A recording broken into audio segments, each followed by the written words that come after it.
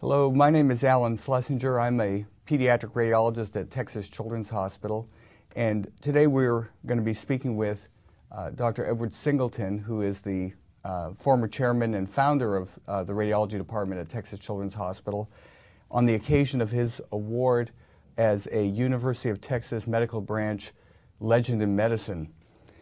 Dr. Singleton, you received the Legend in Medicine Award from UTMB. I think a lot of people outside of Texas and a lot of younger and newer Texans don't know as much about the history and the significance of UTMB in medical education in Texas. Could you tell us a little bit about the history of UTMB?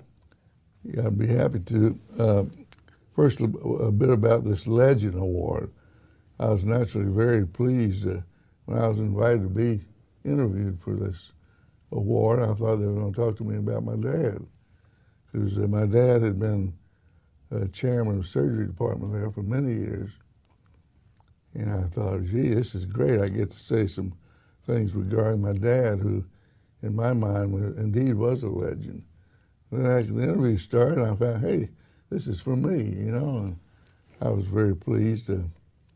Regarding the University of Texas Medical School, it's certainly in Galveston, the Galveston branch. This is the oldest medical school in Texas. It was founded in 1891, I believe, and was nearly completely wiped out along with the rest of the island in 1900 when the Great Hurricane hit, and it was responsible for over 6,000 lives. But anyway, it was rebuilt.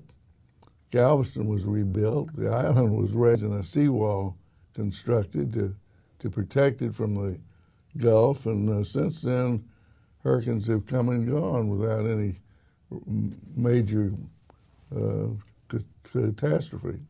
Anyway, Galveston was a unique place in which to live, and at least it was then. I don't recall any religious prejudice in Galveston, racial or. It was a very integrated community, and one in which I think I have respect for always.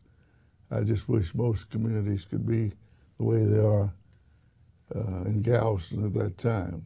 My dad was the second chairman, following Dr. Thompson. Radiology was not a specialty back in those days, or even in my medical school.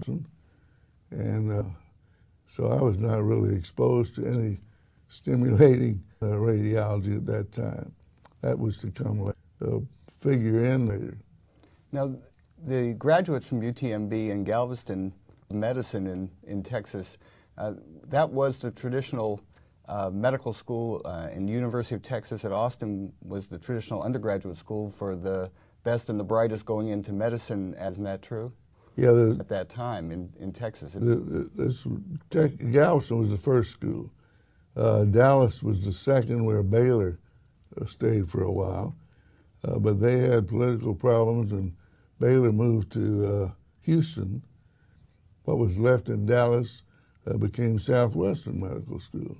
And the remnants of, there was another branch of the University of Texas in San Antonio, and I think in Lubbock. But UTMB in Galveston still, I think, is in my mind, is the standard of medical education in Texas. But these other schools are not far behind now. You finished medical school. You then went on to residency in radiology. It was both a good and bad experience, Alan.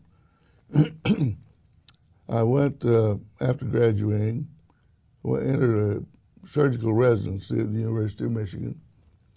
And after just working around the clock, it seems, for about 10 months, I had a routine chest x-ray and was told I had tuberculosis. Well, this had been also a diagnosis made in medical school, where 10% of my classmates also had radiographic evidence of tuberculosis, or so it was thought. I was put to bed the Michigan way, and that was a real horizontal experience because you didn't sit up. You didn't sit up until your x-rays were unchanged for 3 months. And then you began a long period until your x-rays were of convalescence. So during this time, my dad had died, and I knew I wouldn't have opportunity to practice with him.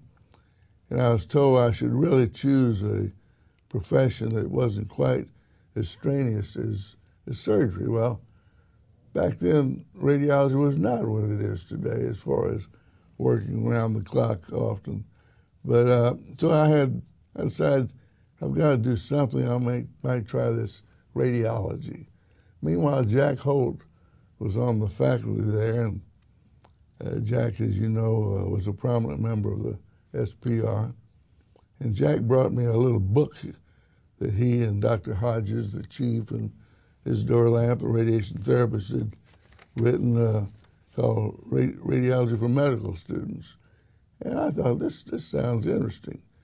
And so I entered the residency at Ann Arbor and spent wonderful years there in my residency, made a lot of close friends. You had quite a distinguished group of co-residents. Oh, Jack Holt said we were the platinum group of residents. This group includes such people as Mel Figley, who University of Washington, and then later editor of the AJR. These Ed Keats, who became chairman of the University of Virginia.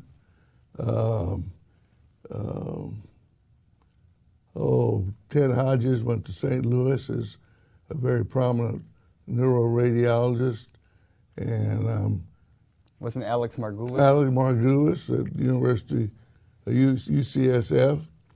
And who else? Walt Whitehouse became chairman at the University of Michigan. So these were all future chairmen and left their mark, I think, in the history of our field.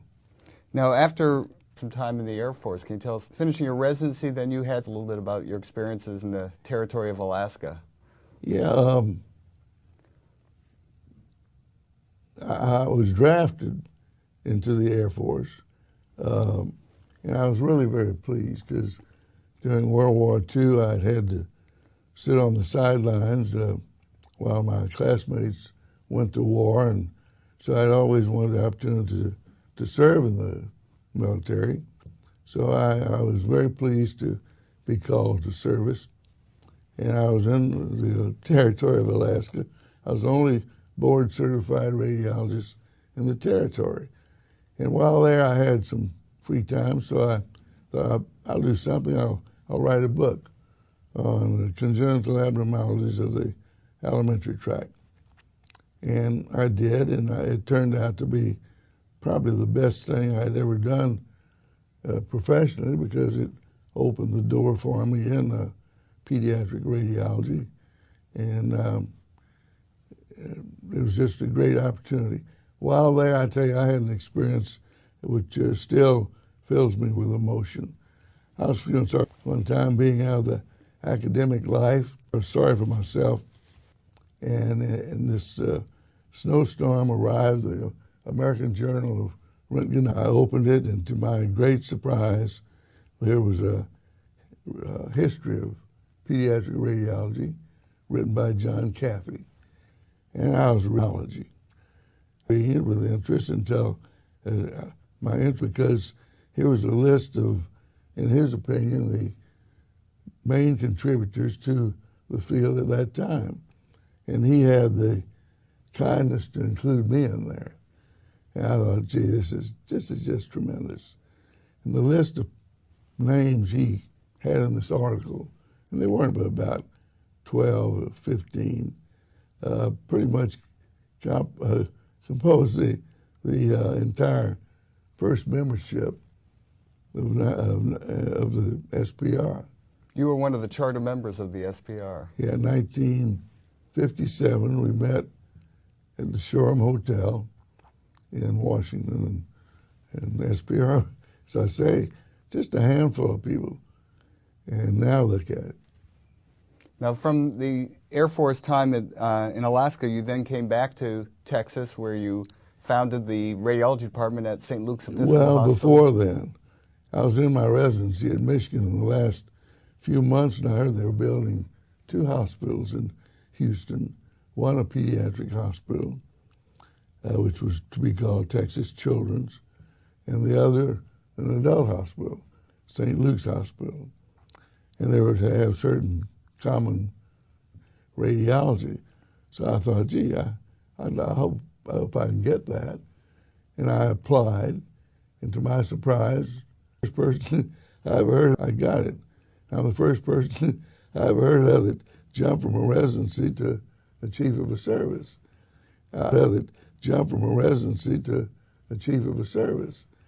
I thought I was pretty good at that service time, but in retrospect, as I got older, I think I really believe I got the job because I was maybe the only one they could find that would come to work for $1,000 a month.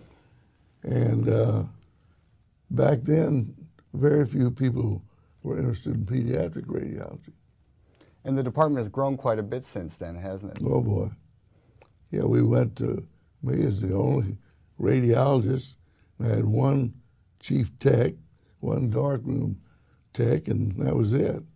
And now we have how many radiologists? 15 at Texas Children's. 15. And 15 or more at St. Luke's. So that's over 30, plus I don't know how many paramedical people. And you were chairman from 1957? 53. 53? To until 95, I guess.